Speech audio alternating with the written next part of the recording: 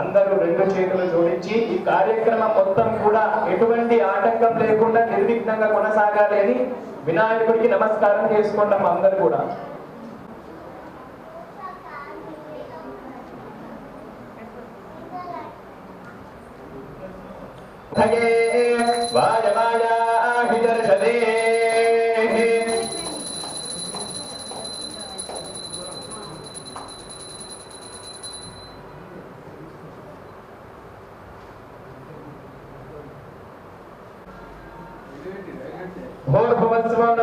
प्रतिष्ठाप्य अग्निमीले पुरोहितै यज्ञस्य देवप्रतिनो होतारं रत्नधारमम् अग्निपूर्वे भिर्भिर्ज्योतिर्नैर्ना स्वदेवाग्ने हवक्षरे अग्निर्होता कविक्रतुः सत्यश्चित्रश्रवस्तमः देवो देवीभिरागमदा यदङ्गदाशेत्वग्ने भद्रं करिष्यति तवेत्तत् सत्यमं गिरः.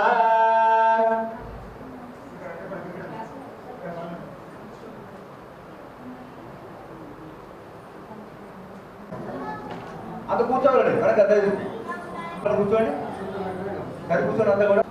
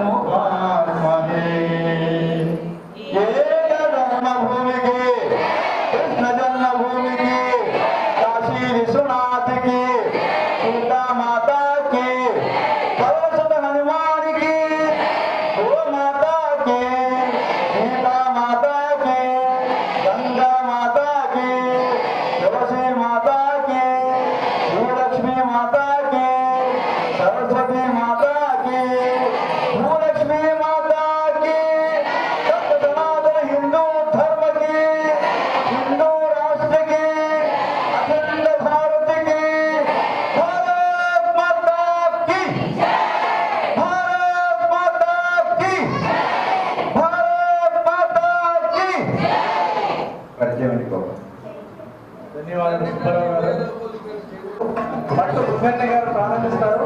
వారి యొక్క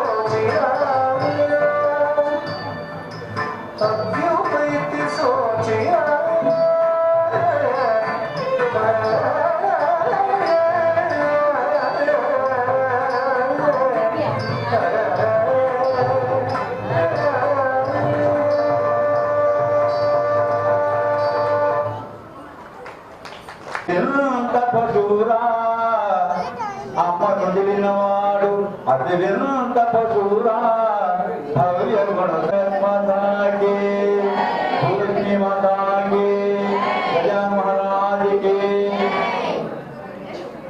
సంతోషం అండి. ప్రతి మంగళవారం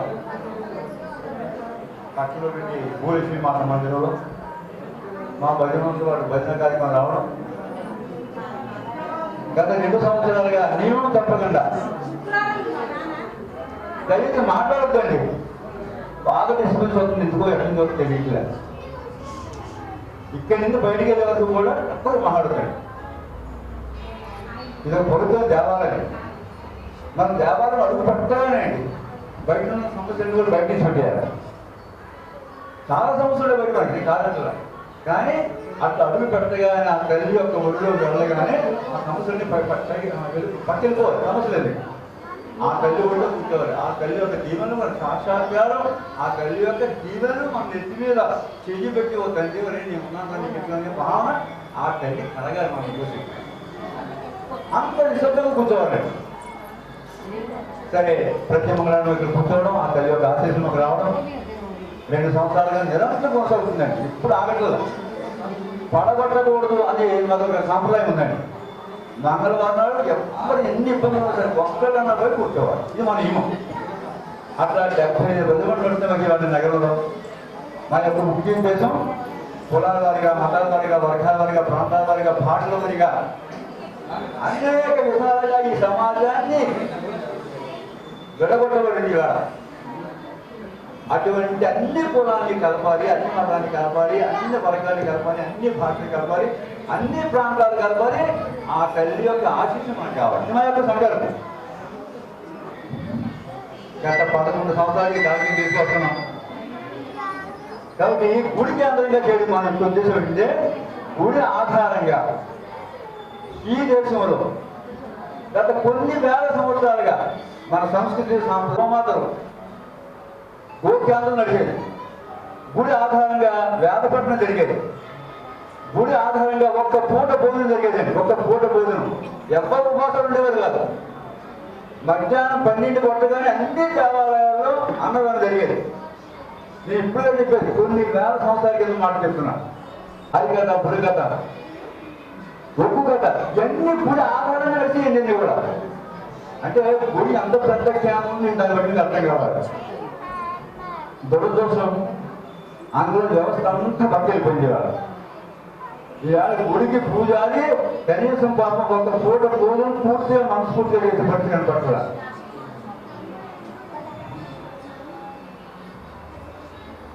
ఇన్ని గుడులు ఉండేవారికి ఇంత ఆదాయం ఉంది. కానీ వాళ్ళ గుడి పూజారికి వేళ చాలా స్థితిలో ఉంది. వాళ్ళ దానికి కారణాలు చాలా ఆ విషయం నేను బోధించేవారు. కాబట్టి గుడి ఆధారంగా ఏ కార్యక్రమం చదివినాం ఆ కార్యక్రమాన్ని మనం మీరు కూడా చేయాలని ఉద్దేశంతో భజన కార్యక్రమాలు పెట్టాం. ఈ భజన మేము చేసి కాదండి. గత కొన్ని వేల సంవత్సరాలుగా మన ముత్తాతలు, తాతలు, మా తండ్రులు మాకు అందించేది. మా పిల్లలకి మేము అందివ్వాలి. ఈ సంస్కృతి సాంప్రదాయాన్ని కాపాడుకోవాలి. ఈ ధర్మాన్ని నిలబెట్టాలి. ఈవేళ సనాతన ధర్మాన్ని మొత్తం నేల మధ్య చేసేస్తామని చెప్పేసి కొన్ని వర్గాలు బాగున్నాయి. పక్కని ఎప్పుడు మాట్లాడే పరిస్థితి అప్పట్లేదు సమాజంలో. కాబట్టి ఎంత కాపాడుకోవాలంటే మా ఉంటారు ఒక కాపాడండి. ఒక్కటి మనకు వేరే మార్గం లేదు. హిందూ సమాజాన్ని కాపాడంటే ఈ వేదిక చాలా అవసరం కాదు. కాబట్టి ఇంకా చాలా విషయాలు ఉన్నాయి, మెరుగుగా చెప్పుకుందాం. కాబట్టి నా తర్వాత పెద్దలు అందుకని అరేంజ్ గారు వారి యొక్క కార్యక్రమాన్ని మా రావడంగా కోరుతున్నాం.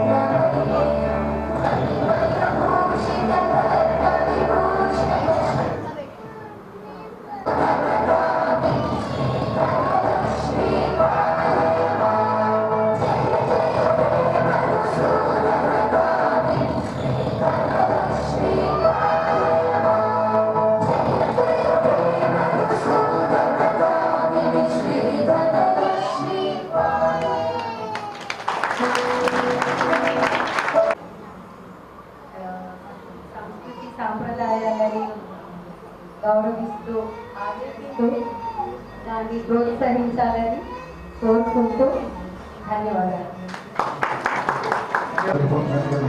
ఏంటంటే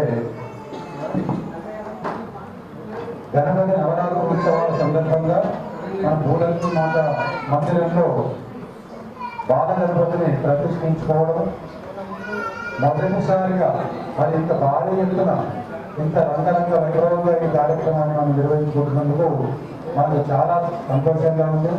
మరి ధర్మం గురించి మనకు 2 మాటలు మాట్లాడమన్నారు. అసలు ధర్మం అంటే ఏమిటి? మనం ప్రతిరోజు కూడా ధర్మం ధర్మం ధర్మం అంటాం. అసలు ధర్మం అంటే ఏమిటి అంటే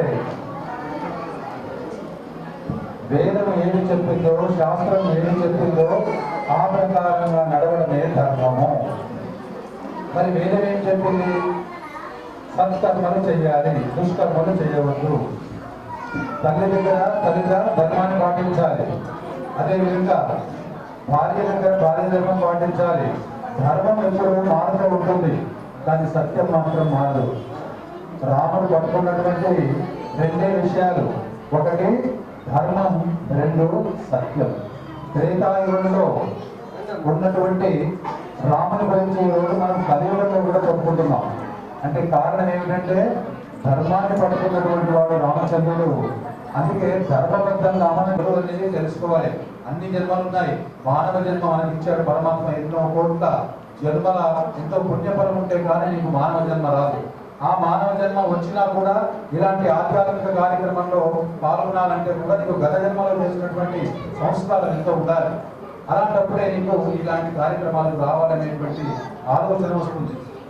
మరి అలాంటిది ఈ మనసును ఎలా ఉంచుకోవాలి చూడండి. ఒకసారి మనము ఈ మనసు అనేది ఎప్పుడు తిరుగుతూనే ఉంటుందా?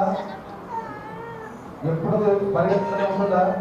ఇప్పుడు ఇక్కడ కూర్చున్నాం కదా, ఎవరి మనసు ఎక్కడ ఉందనేది ఎవరు తెలుస్తుంది? అది మీకు మాత్రమే తెలుసు కదా. మరి మనము మీరు కావాలంటే గమనించి చూడండి. నీ మనసు ఎప్పుడు చంచలంగా ఉండి నిన్ను పరిగెత్తిస్తుందంటే పూజా మందిరంలోకి వెళ్ళావు. ఎక్కడ ఉంటుంది నీ మనసు? మీరు గమనించండి. పూజ చేస్తున్నారు, ఇప్పుడు మనం ఇంతమంది గ్రాండ్గా చేసుకుంటున్నాం. కానీ పరమాత్మ కోరేది ఏంటో తెలుసా? పత్రం పుష్పం ఫలంతో ఏమీ భక్త అంటాడంటే నువ్వు ఒక పత్రమైన, ఒక పుష్పమైన, ఇంత జలమైన నువ్వు మనసు చేత, భక్తి చేత సమర్పిస్తే తీసుకుంటాను తప్ప నువ్వు ఎన్ని ఆర్భాటాలు, ఎన్ని అలంకారాలు చేసినా మనసు లేక, భక్తి లేక, శ్రద్ధ లేకపోతే నేను తీసుకోనని చెప్తాను పరమాత్మ మన భగవద్గీతలో. అంటే ఇప్పుడు మనం చెప్పుకోవాలి మనం చేస్తున్న పూజలు ఎలా అంటే ఇది తప్పని కాదు. ఉద్దేశం ఏంటంటే ఇలా చేసుకుంటూ పోతే మనకు భక్తి అనేది పెరుగుతుంది. అయితే ఇప్పుడు మనం మళ్ళీ మనసు దగ్గరికి వద్దాం. పూజ చేయాలంటే నీ మనసు నీ దగ్గర ఉండదు. ఉంటుందా? ఉండదు. జపం చేయాలన్నా ఉండదు. ధ్యానంలో కూర్చుండాలన్నా ఉండదు. ఎప్పుడు తిరుగుతుంటుంది కదా, అవునా కాదా? మరి మీరు షాపింగ్ చేసుకున్నారు కదా, మీ మనసు ఎక్కడిపోతుంది చెప్పండి. అదే మనసు బాగా ఇది నేను ఉంటే నవ్వులాగా చెప్పట్లేదు. ఇది ఒక్కటి పట్టుకుంటే నీ జీవితం ధన్యమైపోతుంది. నీ మనసు నీవు టీవీ సీరియల్ చూసినప్పుడు నీ మనసు నీ దగ్గరే ఉంటుంది. సినిమాలు చూసినప్పుడు నీ దగ్గరే ఉంటుంది. షాపింగ్ మాల్ పోయినా నీ దగ్గర ఉంటుంది. ముచ్చట పెట్టుకుంటాం, గంటలు 3 గంటలు ముచ్చట పెడతావు. అక్కడ ఏమాత్రం కూడా నేను విడిచిపెట్టి నీ మనసు పోదు. కానీ నువ్వు సినిమా చూసినా, క్రికెట్ చూసినా నీ మనసు ఏ విధంగా ఉంటుందంటే అక్కడ ఉప్పొంగిపోతుంది. నువ్వే అక్కడ విరాట్ కోహ్లీ లెక్క అక్కడే నువ్వే 6 కొడుతున్నట్టుగా ఫీల్ అయిపోయి నువ్వే కొడుతున్నట్టుగా మరి నీ మనసు నేను చేస్తూ ఉంది. మరి ఇన్ని నీతో ఉన్నటువంటి నీ మనసు మరి పూజా మందిరంలో పోయినప్పుడు ఎందుకున్నట్లేదు? ధ్యానం చేయడానుకున్నప్పుడు నేను ఎందుకున్నట్లేదు? ఈ విషయాన్ని మనం ఎవరైనా తెలుసుకుంటున్నామా? తెలుసుకోవట్లేదు. మనం ఎంతో కష్టపడుతున్నాం, ఎన్నో కర్మలు చేస్తున్నాం, ఎన్నో మంచి పనులు చేస్తున్నాం. కానీ మనకు భక్తి అనేది, మన మనసు అనేది ఎక్కడ ఉంటుందనేది మనం గమనించుకోలేకపోతున్నాం. అది గమనించుకుంటే చాలా మన జీవితం. మరి ఈ విధంగా ఉండడానికి కారణం ఏమిటి? నీ మనసు ఏంటంటే దాన్ని ఇష్టపడుతుంది. దేన్ని? సినిమా అంటే ఇష్టపడుతుంది, సీరియల్ అంటే ఇష్టపడుతుంది, డబ్బులు లెక్క పెట్టుకోవడం అంటే ఇష్టపడుతుంది. డబ్బులు లెక్క పెట్టుకున్నప్పుడు మన దగ్గర పోతా లోటు బాగుందా, రంగు అంటిందా, నూనె వంటిందా, మరి చెల్లు ఎట్లా ఉంటుంది నీ మనసు? మరి అదే విధంగా అదే మనసును ఆ యొక్క బాహ్య ప్రపంచంలో ఉన్నటువంటి ఆ యొక్క భోగాలను వదిలి ఇటువైపు తప్పిస్తే అయిపోతుంది జీవితం. ఇప్పుడు స్వాధ్యాయ మనకు ఏంటంటే నువ్వెవరని తెలుసుకోవాలి. నువ్వెవరు? మా వాళ్ళందరికీ తెలుసు. మనం అందరం ఎవరిని అంటే మన దగ్గర జవాబు లేదు, తెలుసా? మనం అందరం అంటే ఎవరి పేరు వాళ్ళే అనుకుంటాం. మనం అంతా ఏమనుకుంటాం? మన శరీరమే మనం అనుకుంటాం. మనం మన శరీరం కాదు. మనమంతా ఎవరు? ఆత్మస్వరూపులం. మనమంతా ఆత్మస్వరూపులం. ఆత్మస్వరూపులం అంటే నీలో ఉన్నటువంటి ఆత్మ ఏదైతే ఉందో దాన్నే శివం అంటాం. ఇప్పుడు నాలో ఆత్మ ఉంది, నేను ఏం చేస్తున్నాను? మాట్లాడుతున్నాను. మీలో ఆత్మ ఉంది, మీరు వింటున్నారు. కానీ ఈ ఆత్మనే వెళ్ళిన రోజు నేను మాట్లాడలేదు. మరి నువ్వు వేరు, శరీరం వేరనే విషయం తెలుసుకున్నావా? ఎప్పుడన్నా తెలుసుకోలేదు. నీ శరీరమే నేను అనుకుంటున్నావు. మళ్ళీ ఇంకేమనుకుంటావు తెలుసా? శరీరం మీద ఉన్నటువంటి అభిమానము, శరీరం మీద ఉన్నటువంటి ప్రేమ ఇంకా దేని మీద కూడా లేదు. 60 సంవత్సరాల వయసు వచ్చినా నేను ఏం చేస్తున్నాను? కళ చేసుకుంటాను. ఎందుచేత? ఇంకా నేను యవ్వనంగా కనపడాలనేటువంటి ఉద్దేశంతో. కానీ నువ్వు దగ్గరికి వస్తున్నావు అనేటువంటి విషయాన్ని మనం గమనించావు. నీ యొక్క ప్రతిదాన్ని కూడా నువ్వు అందంగా కనపడాలి. ఇదే నీ శరీరం మీద బ్రహ్మచేతను బ్రతుకుతున్నావు తప్ప అసలు నువ్వెవరో తెలుసుకోవడానికి ఎవరికో ప్రయత్నం చేయాలి. కాబట్టి ఆ మనసును ఏదైతే ఉందో ఆ మనసును మన స్వాధీనంలోకి కనుక తీసుకుంటే మన జీవితం ధన్యమైపోతుంది. కాబట్టి దాన్ని తీసుకోవాలంటే నీ ఇంద్రియాలను, నీ మనసును నువ్వు నిగ్రహించుకోవాలి. ఆ విధంగా మనం అంతా నిగ్రహించుకుందామని సమయం ఎక్కువ లేదు కాబట్టి ఇక నేను విరమిస్తాను. కాబట్టి మనమంతా కూడా అది చెయ్యాలంటే ఊరికే రావు. మనం ఎన్నో వింటుంటాం. కాబట్టి ఇలాంటి ప్రవచనాలు మనకు తెలుగు వారిని చేసుకున్నటువంటి గొప్ప అవకాశం ఏంటంటే చాగంటి కోటేశ్వరరావు గారు ఉన్నారు, గరికపాటి గారు ఉన్నారు, తర్వాత నండూరు శ్రీనివాస్ ఉన్నారు. ఎంతో మంది ఉన్నారు. మన యూట్యూబ్ పెట్టుకుంటే ఎవరి గురించి అవన్నీ వినాలి, అర్థం చేసుకోవాలి, దాన్ని ఆచరించాలి. మనము 5 రోజులు పెళ్లిపోయేది ఉందనుకోండి, ఎన్ని చదువుకుంటామండి? ఏ రోజు ఏ చీర కట్టుకోవాలి, ఏ నగ పెట్టుకోవాలి. అదేవిధంగా ట్రైన్ టికెట్లు బుక్ అయినాయా లేదా, ఇంకా ఏమైనా ఉన్నాయా లేదా, మెడిసిన్స్ పెట్టుకున్నావా లేదా, ఇన్ని జాగ్రత్తలు తీసుకుంటున్నావు. ఏదో 5 రోజుల ఫంక్షన్ చాలా దూరం పోయావు, నానా గోళీలు మర్చిపోయావా? లేదు నాన్న, మంచి గుర్తు చేసావు. ఈ విధంగా అన్ని జాగ్రత్తలు తీసుకొని నువ్వు ఒక దగ్గరికి పోయావు. ఆ ప్రాంతంలో పోయి నువ్వు ఆ ఫంక్షన్ అంతా సక్సెస్ చేసుకుని ఇంటికి వచ్చావు. ఇంటికి వచ్చినాక మళ్ళీ మాట్లాడుకుంటాం, ఏమంటే నాకు అందరూ మెచ్చుకున్నారు, బాగుందన్నారు, సంతోషం. ఈ విధంగా ప్రతి ఒక్క దాని గురించి ఆలోచించుకుంటూ మనం వెళ్తాం కదా. మరి అంత్యకాలంలో ఒక ప్రయాణం ఉంది మిత్రమా. ఈ ప్రయాణంలో ఒకరు పోవచ్చు, ఒకరు పోకపోవచ్చు, ఒకరు చార్దాం పోవచ్చు, పోకపోవచ్చు. కానీ ఆ ప్రయాణం మాత్రం అందరికీ ఉంటుంది. ఆ ప్రయాణానికి నువ్వు ఏం తయారు చేసుకున్నావు? అదే మన జీవితం. ఈ డబ్బు రాదు. ఇప్పుడు మనందరూ తెలియాలా? పోయేటప్పుడు వస్తాయనే విషయం కదా. మనం ఎవడు బంగారం చేసుకోడు, ఇవన్నీ చేసుకున్నా కూడా పరమాత్మ నవ్వుకుంటాడు. వీడేందిరా, నేను సంపాదించిన దాన్ని వీడు బొందలేసుకుంటాడు. ఇన్ని ఎకరాలు నాదంటాడు, ఇన్ని ఎకరాలు లేదంటాడు, ఈ ప్లాట్ నాదంటాడు. మరి ఎవడైనా తీసుకుపోతున్నాడా? ఎవడు తీసుకుపోతాడు. అది విషయం కూడా మనకు తెలుసు. కానీ దాన్ని ఏమంటామంటే మాయ అంటాం. ఆ మాయలోనే ఉన్నాం. ఇదంతా చెప్పుకుంటూ పోతే చాలా సమయం అవుతుంది. కాబట్టి ఈ అవకాశాన్ని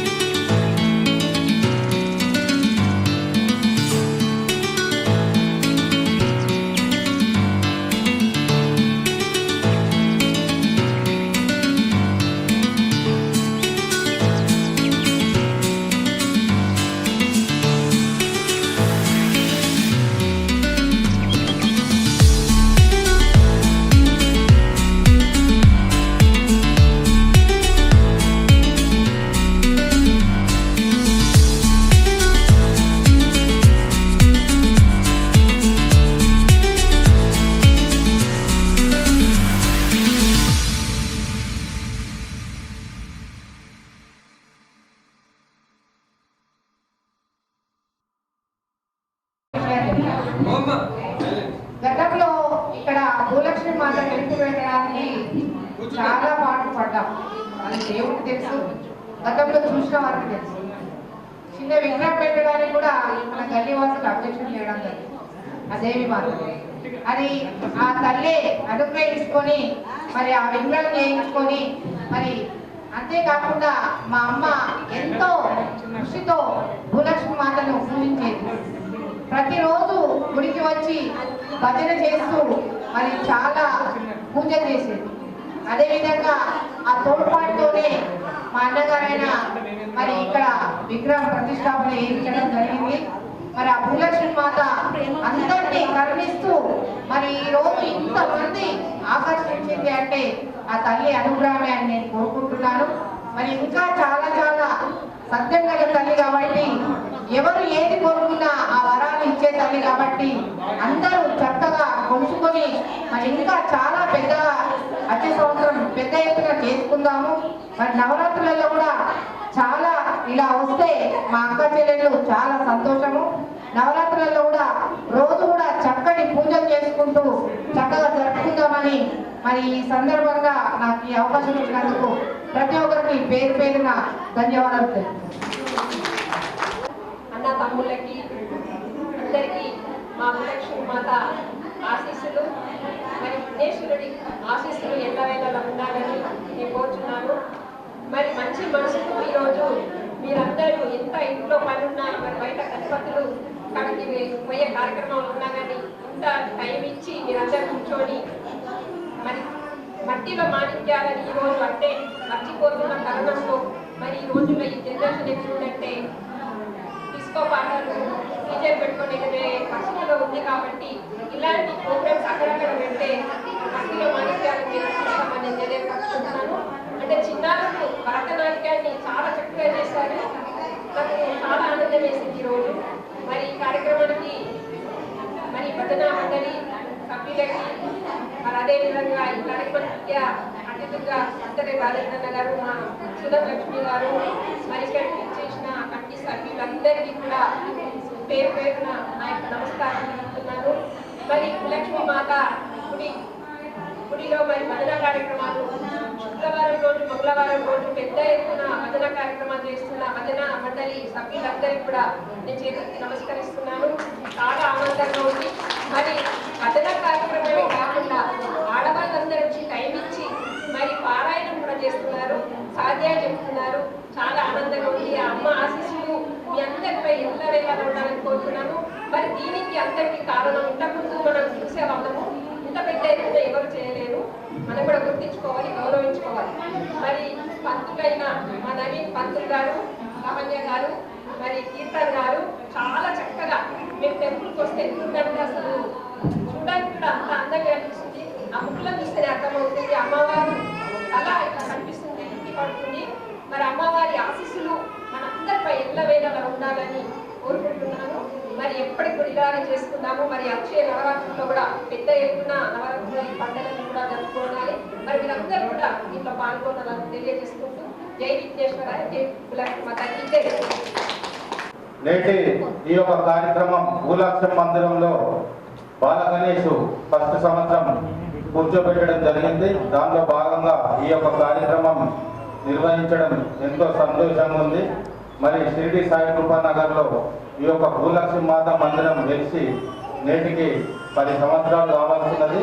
మరి ఇంత పెద్ద ప్రోగ్రాం ఈరోజే ఫస్ట్ టైం నిర్వహించడం జరుగుతున్నది. మరి ఆ మాత అనుగ్రహం ఆశీర్వాదం అందరికి ఉండాలని ఆ మాతను వేడుకోవడం జరుగుతున్నది. మరి నేటి ఈ కార్యక్రమానికి విచ్చేసిన పెద్దలు సుబ్బారావు గారు కానీ, మరి రాయరెడ్డి అన్న గారు కానీ, శ్రీశైలం అన్న గారు కానీ, సుజాత అక్క గారు కానీ, సుధమలక్ష్మి అక్క గారు కానీ, తోటగోపాల్ అన్న గారు కానీ, ఇక్కడికి విచ్చేసిన సోదరులందరికీ పేరు పేరున ప్రత్యేక ధన్యవాదాలు తెలియజేస్తూ బోలో విఘ్నేశ్వర భగవానికి. మనం ఇంతమంది కార్యక్రమం జరుపుకున్నాము. మరి ఇక్కడికి ఇచ్చేసిన పెద్దలు సుబ్బారావు గారికి, అంతరెడ్డి నారాయణ గారికి, లక్ష్మి గారికి, సుజాత గారికి, రాజా ప్రవీణ్ గారికి, మీ అందరికీ పేరు పేరున ధన్యవాదాలు. ఇక్కడ భూలక్ష్మి మాత పొలాలు ఉండే వినాయక నగర్లో అమ్మవారు స్వయంగా వెలిసిన సత్యనైన తల్లి. అమ్మవారిని ఏది కొలుచుకుంటే అది అమ్మవారి ఆశీస్సులు వెంటనే ఇచ్చి కోరికలు తీర్చే తల్లి. అలాగే అమ్మవారు ఇంతకుముందు పంతులు ఉండి కానీ అమ్మవారిని అక్కడ అంత అభివృద్ధి చేయలేకపోయారు, వారి కృషి అక్కడ చేయలేకపోయారు. ఇప్పుడు ఒక సంవత్సరం నుంచి ఇక్కడ పంతులు వచ్చారు, లావణ్య నవీన్ గారు. వారు ఒక సంవత్సరం నుంచి ఆలయాన్ని చాలా అభివృద్ధి దిశలో తీసుకెళ్తున్నారు, చాలా కష్టపడుతున్నారు. వాళ్ళు అంటారు ఒకటే, అమ్మవారు సత్యనైన తల్లి ఉంది, మేము ఇక్కడనే చేసుకుంటాము పూజ, మేము ఎక్కడికి వెళ్ళాము, ఇక్కడనే ఉంటాము అని వాళ్ళు ఒక సంకల్పంతో ఇక్కడ ఆలయాన్ని అభివృద్ధి దిశలో తీసుకెళ్తూ అమ్మవారి సేవలో ఉంటారు. కావున ఇప్పుడు ఆలయం కట్టి కూడా 11 సంవత్సరాల పైన అవుతుంది. ఈ ఫిబ్రవరి వస్తే 12 సంవత్సరాలు అవుతుంది. మహాకుంభాభిషేకం కూడా చేయాల్సి ఉంది. అలాగే నవరాత్రుల్లో కూడా అమ్మవారికి పెద్ద ఎత్తున ఇక్కడ కార్యక్రమాలు ఉంటాయి, అన్నదానాలు ఉంటాయి. కావున భక్తులందరూ ఇక్కడ అమ్మవారిని కలుసుకొని అమ్మవారి సేవకు పాత్రలు కాగలని కోరుకుంటున్నాను. జై భూలక్ష్మి మాతాకి.